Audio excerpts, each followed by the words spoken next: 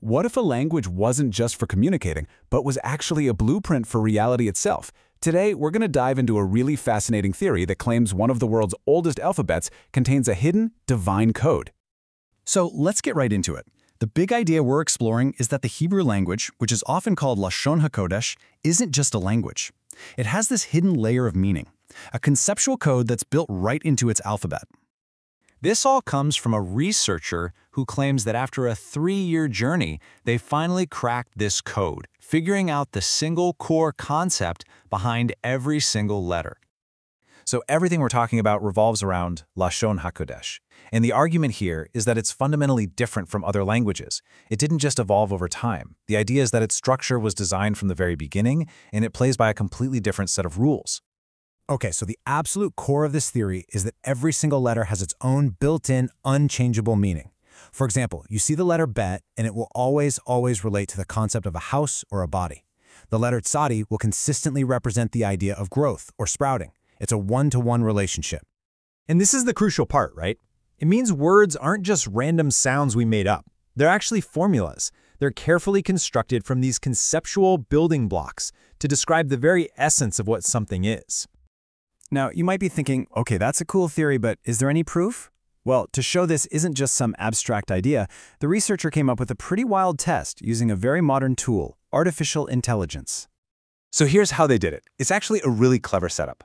First, they take a Hebrew word and break it down into the core concepts of its letters. Then, and this is key, they feed only those concepts in English to an AI and ask it, hey, what am I describing? The AI never, ever sees the original Hebrew word. All right, let's see this in action. First up, the Hebrew word for egg, which is beitza. So they break it down and they get the concepts of a body that exists, grows, and is full. That's the exact prompt they gave the AI. And boom, the result is incredible. Without knowing the word, the AI said, well, it sounds like a womb, a greenhouse, or an egg. It correctly identified egg as one of the top 3 possibilities. And think about it, a womb and a greenhouse are conceptually almost identical to an egg. Okay, so that was one test. What happens if we try it again? This time they used the word for chair, or kiseh. The AI got a totally conceptual prompt. What is something that contains, supports, and holds a living person? And you guessed it, the AI nailed it again. Its guesses were a bed, a chair, or a vehicle. The correct object? Chair was right there in its top predictions, based only on those underlying concepts. But for the final test, they did something even crazier. This time, they didn't even use a real word. They just took the concept for growth from the letter tzadi and house from the letter bet, and they asked the AI, what kind of thing grows a house on its body? And the results are just wow. The AI spits out snail, turtle, and hermit crab. It perfectly understood the conceptual formula and came up with creatures that are the literal embodiment of that idea. It's pretty amazing. Okay, so after seeing all that, what's the big takeaway here? What's the conclusion the researcher draws from all of this? Well, for the speaker, the argument is pretty clear.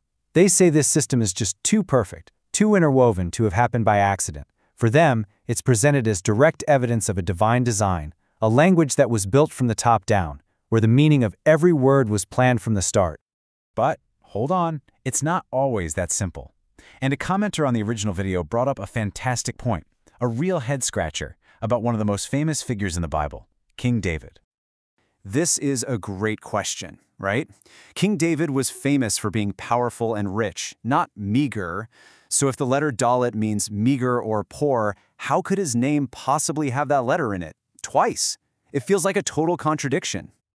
Well, according to this theory, you have to look at how the building blocks fit together. It's not just a list of concepts, it's a relationship between them. So the name breaks down into meager, connection, meager. And here's the twist.